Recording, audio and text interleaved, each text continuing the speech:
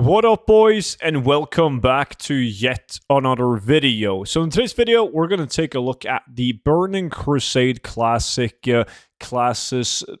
Basically, I'm going to tell you guys my opinion about each class and how well they're going to perform.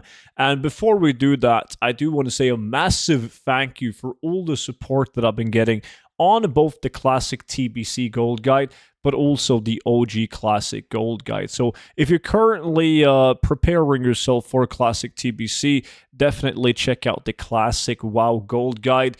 And if you're going to jump on TBC when that time around comes, definitely consider the Burning Crusade Classic Gold Guide as well. You can grab each of them for 50% off using the discount code STUDENT. They're going to be linked down below in the description, and each one of the guides features the best tactics and methods in order to make a gold in the expansion. So once again, thank you all so much to everyone that has already picked it up and the super positive feedback on both gold guides. I mean, they've been out before. These are older gold guides, but once we got Classic Anniversary and now soon TBC Anniversary as well, they're really, really relevant again. So definitely make sure to check those out. So when it comes to the tier list, I'm talking about tier lists and judging the classes based on a gold farming perspective. We're not talking about how well or bad these classes are going to perform in a PvE or a PvP setting,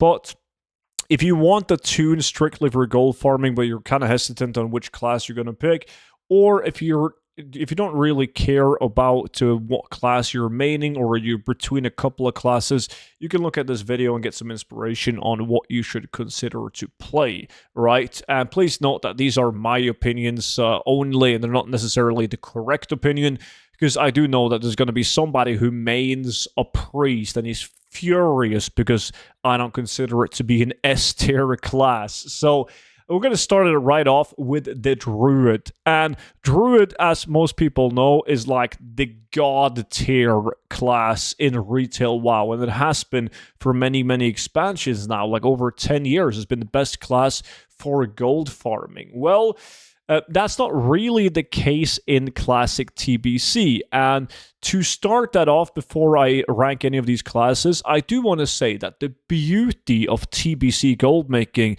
is the fact that you can farm gold really comfortably on every single class.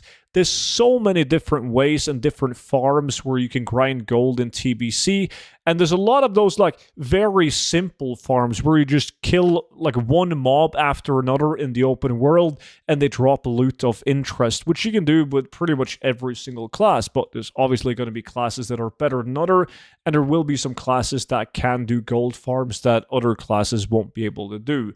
But the Druid would farm as either balance or feral. The balance spec in TBC, at least in phase 1, isn't really that strong.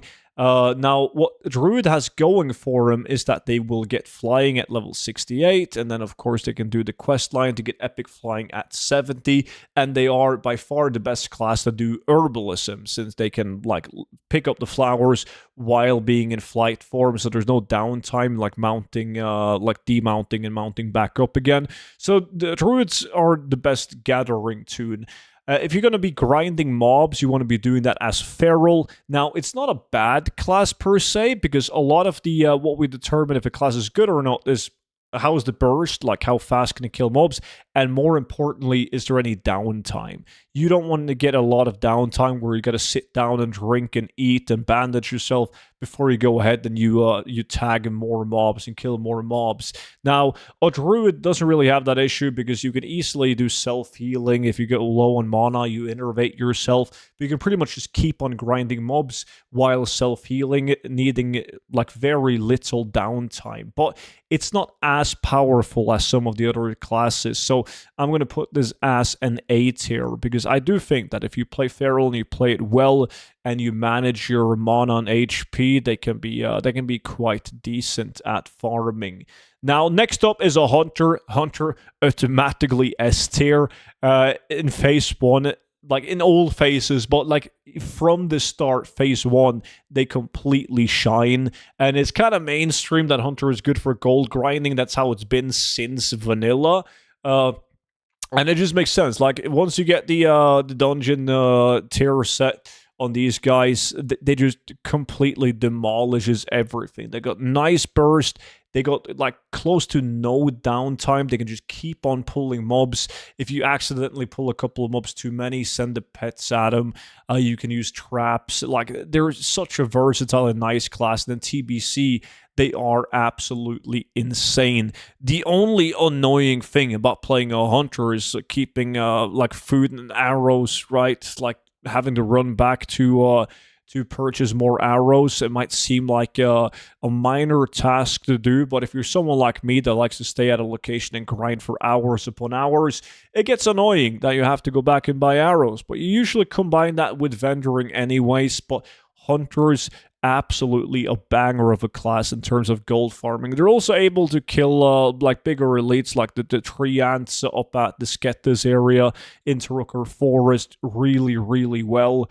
They have the easiest class to do that with, alongside with some of the caster classes right here, but extremely good class for gold farming. Mage needs no saying. Last time around when TBC came out, I played a mage myself, and it is super good. You can do various AoE farms. If you're at a contested area where you have a lot of people killing mobs as well, you can like purposely pull a lot of the mobs and just AoE them down, where a lot of classes would typically do one mob and like kill it, move on to the next one, but you can ensure tags on a mage and easily control all of them. They also got, of course, portals and teleports, which means that you get to save that, or you can teleport to different areas, like Trostov on Yukshnaz Mail. You make your own food and water, so that's also very handy, and it's just an overall good class to do. It does, however, have downtime, though.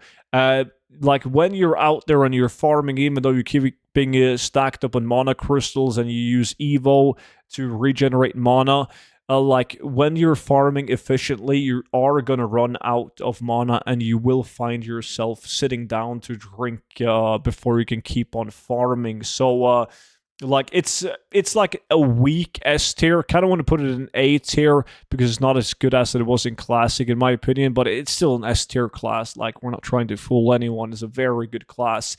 Paladin.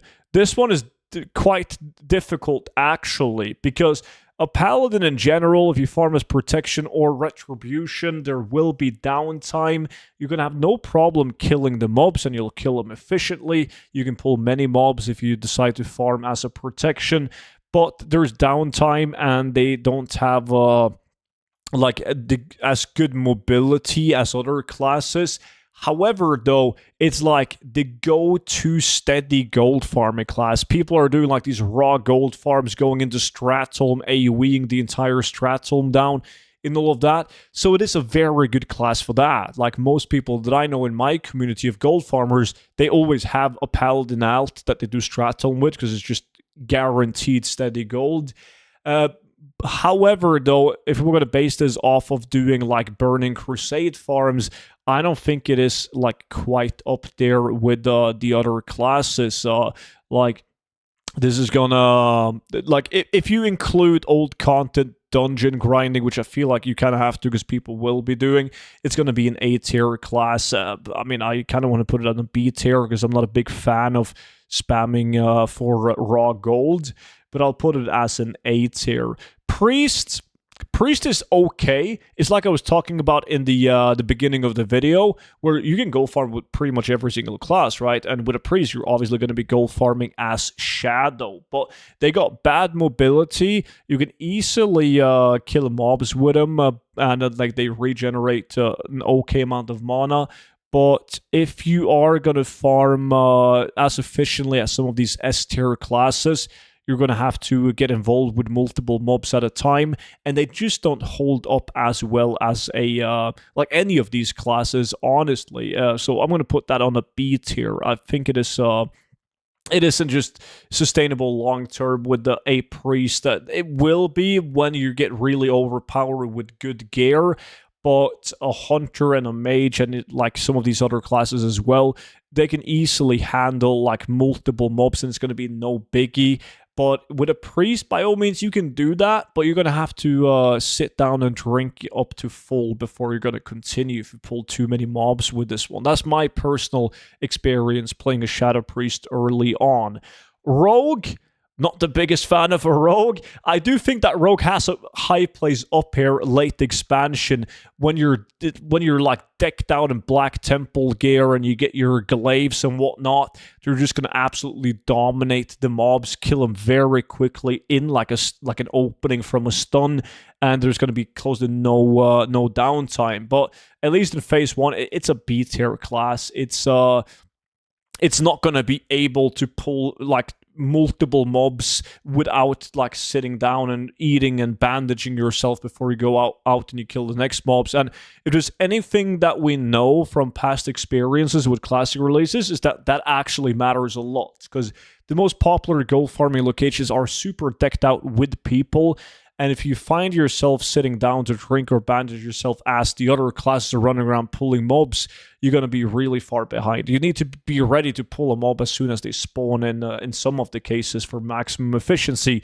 And a rogue is not the class that you do that with, at least not early TBC. Shaman is the same thing. Like, I would argue that Shaman is also, might even be a C tier. If you play Enhancement or Elemental, you'll find yourself having to self-heal into drinking, or just drinking because you're playing an Elemental Shaman. But they do okay, but it's gonna be a C tier for me. It's similar to Rogues though. Like, once you get these classes decked out, and that goes for every class, you kill them up so goddamn fast. It's not gonna matter. Like, the downtime isn't gonna matter that much. But early on, since we're focusing on and perhaps helping people out on which class they should play, I don't think Shaman is going to make it quite up there on the list. Warlock, I love the Warlocks in the Classic and in TBC. I think they are absolutely beautiful. I'm going to put an instant S tier on a Warlock. And that is just because they are some of, if not the best class of just being able to constantly chain pull mobs.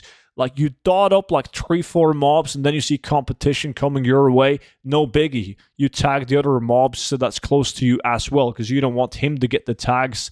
And they manage just absolutely great. You life tap, and then you drain life. Siphon life gives you more HP, and they just absolutely dominate. They are so good in the Classic TBC. They can also like solo elites, like the Treants in the Skettas area.